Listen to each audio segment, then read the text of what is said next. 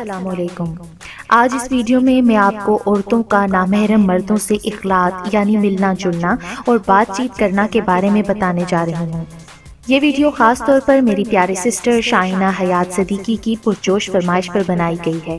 اس سے پہلے اگر آپ نے میرے چینل کو سبسکرائب نہیں کیا تو میرے چینل اردو سینٹر پلس کو سبسکرائب کر کے بیل نوٹیفیکیشن کو آن کر دیں تاکہ آپ میری تمام اپڈیٹ سے آگاہ رہیں۔ یہ بالکل فری ہے اور آپ میری ویڈیوز کو زیادہ سے زیادہ شیئر کر کے کار خیر میں شامل ہو سکتے ہیں۔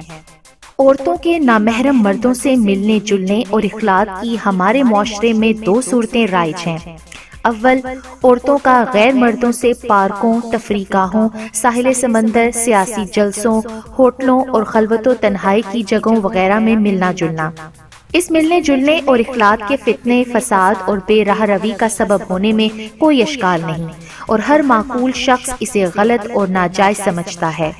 دوم، عورتوں کا غیر مردوں سے تعلیمی اداروں، کالج، یونیورسٹیوں، دفاتر، ہسپتال اور تقاریب میں ملنا جلنا۔ اس حوالے سے بھی دو طرح کی آراء پائی جاتی ہیں۔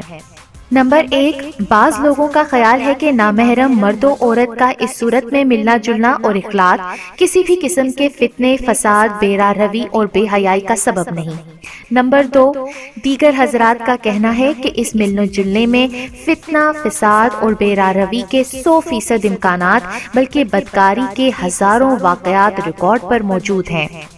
اب ہم جائزہ لیتے ہیں کہ شریعت مطہرہ اس بارے میں کیا کہتی ہے۔ سب سے پہلے تو ایک اصولی بات سمجھیں کہ اللہ تعالیٰ نے مرد کی فطرت میں جرأت، فوری فیصلہ کرنے کی طاقت اور جن سے مخالف یعنی عورت کی طرف بھرپور اور شدید قسم کا میلان اور کشش رکھی ہے۔ اسی طرح خالق کائنات نے عورت کی فطرت میں نزاکت، کمزوری، ہنگامی حالت میں گھبرا جانا، فوری فیصلہ کرنے کی قوت سے محرومی کے ساتھ ساتھ جن سے مخالف یعنی مردوں کی طرف میلان اور کشش رکھی ہے۔ اب اگر نامحرم مرد اور عورت آپس میں ملنا جلنا شروع کریں گے تو ایک دوسرے کی جانب میلان اور کشش کی فطری طاقتیں خود بخود متحرک ہو جائیں گی، جس کی وجہ سے غلط جذبات، نفسانی خواہشات اور فاسد اغراض شامل ہوتی چلی جائیں گی، اور جس کے نتیجے میں مرد و عورت نفس اور شیطان کے مکر و فریب کا شکار ہو کر اپنی عزت و ناموس کو نقصان پہنچا بیٹھیں گے۔ کیونکہ اللہ تعالیٰ سورہ یوسف کی آیت نمبر 53 میں فرماتے ہیں کہ انسانی نفس تو برائی کی تلقین کرتا ہی رہتا ہے۔ نیز سورہ بقرہ کی آیت میں اللہ تعالیٰ فرماتے ہیں شیطان کا کام بے حیائی اور فحاشی کا حکم دینا ہے۔ یہی وجہ ہے کہ شریعت مطہرہ فساد و برائی کے اسباب کے بہقنی اور مرد و عورت کو نفس و شیطان کے مکر و فریب سے بچانے کے لیے ان تمام راستوں کو بند کرتی ہے۔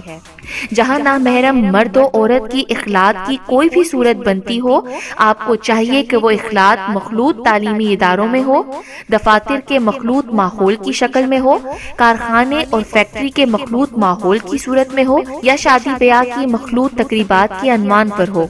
شریعت مطہرہ یعنی اسلام ہر طرح کے نامحرم مرد اور عورت کے اخلاط یعنی ان کے میل جول اور ان کی بات چیت کو ناجائز، خلاف شرع اور فساد کا ذریعہ قرار دیتی ہے۔